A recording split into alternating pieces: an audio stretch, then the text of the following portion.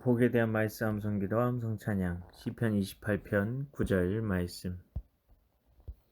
주의 백성을 구원하시며 주의 산업에 복을 주시고 또 그들의 목자가 되시어 영원토록 그들을 인도하소서.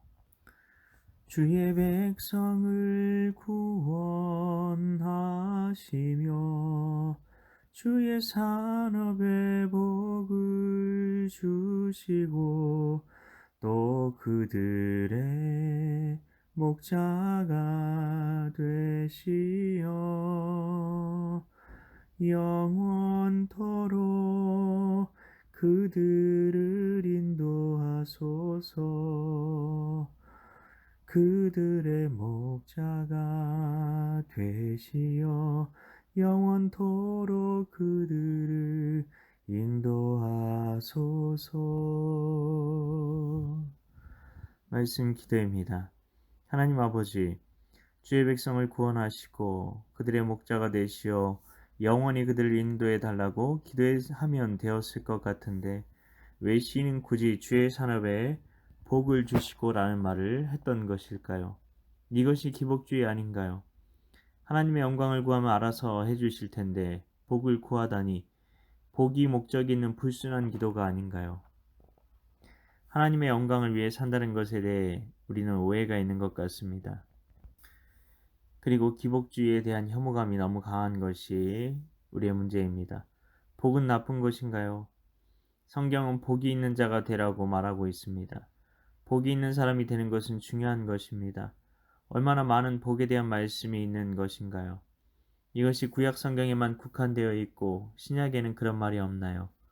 예수님께서도 팔복을 말씀하지 않으셨습니까? 복은 반드시 받아야 합니다. 그리고 예수님 당시의 성경은 구약뿐이었습니다. 구약이 성경이었다는 말입니다. 순종 축복, 불순종 저주에 대한 신명기 28장의 말씀이 구약의 핵심을 이루는 줄기라고 할 수 있습니다. 왜 이것이 중요할까요? 축복 아니면 저주뿐이기 때문입니다. 축복은 복이 있는 상태, 저주는 복이 없는 상태입니다. 축복이라고 말씀하신 것은 하나님께서 기뻐하시는 길들에 대한 것입니다. 저주라고 말씀하신 것은 죄의 길입니다.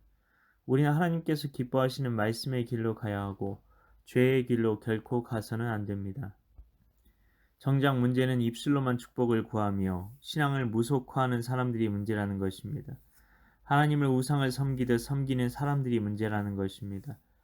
성경 속의 믿음의 사람들은 입술로 축복을 구하기보다 행동으로 축복의 길로 걷는 행동의 사람이었다는 것입니다. 여기에 중요한 차이가 있다는 것입니다.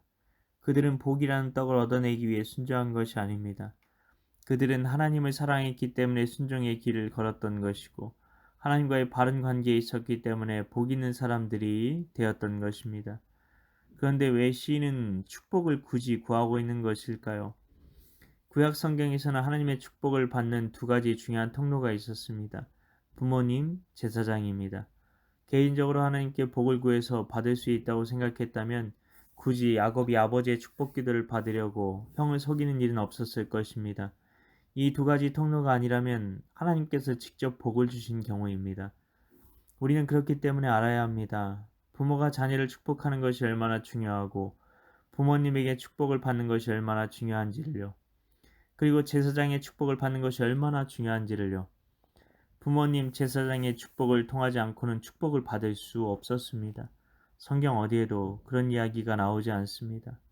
그렇기 때문에 엄밀히 말하면 우리는 개인적으로 하나님께 복을 구할 수는 없습니다. 내가 나를 위해 복을 구하는 순간 이기적인 것이 되기 때문입니다. 성경은 우리가 구하지 않기 때문에 받지 못하는 것이요. 구해도 받지 못하면 정욕으로 쓰려고 구하기 때문이라고 분명히 말하고 있습니다. 그렇기 때문에 부모님, 제사장의 축복 기도가 중요하다는 것입니다. 특히 제사장이신 목사님의 기도는 영적인 아버지의 마음으로 하는 기도이기 때문에 가장 하나님께 올려드릴 때 하나님 아버지의 마음에 합한 기도가 될 수 있는 것입니다. 그렇기 때문에 목회자에게 축복을 받는 것이 아주 중요하다는 것입니다.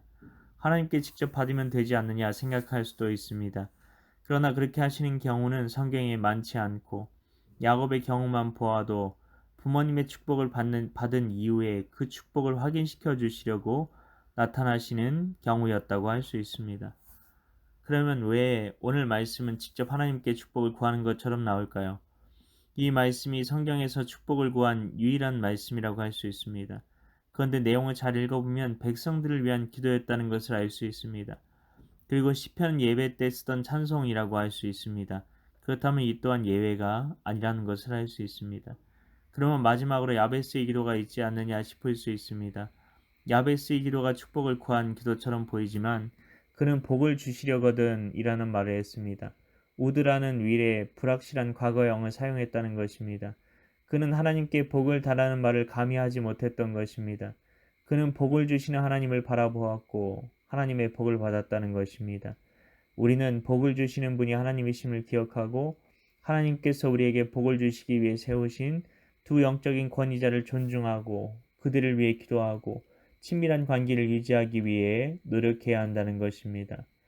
또한 축복을 받는 삶에서 가장 중요한 것은 내가 순종의 길을 걷는 것이란 사실을 알아서 말씀에 늘 순종하는 삶을 또한 살아야 한다는 것입니다. 말씀에 순종하지 않는 길은 죄의 길이기 때문에 하나님께서 내 삶에 축복을 주시고 싶으셔도 주시지 못하기 때문입니다. 하나님 아버지, 우리가 어디로 가야 할지 그 길을 알려주시니 감사드립니다. 하나님께서는 우리가 복을 받으려면 부모를 공경하고 주의 종들을 위해 기도하고 그들과 좋은 관계를 맺으라고 하십니다.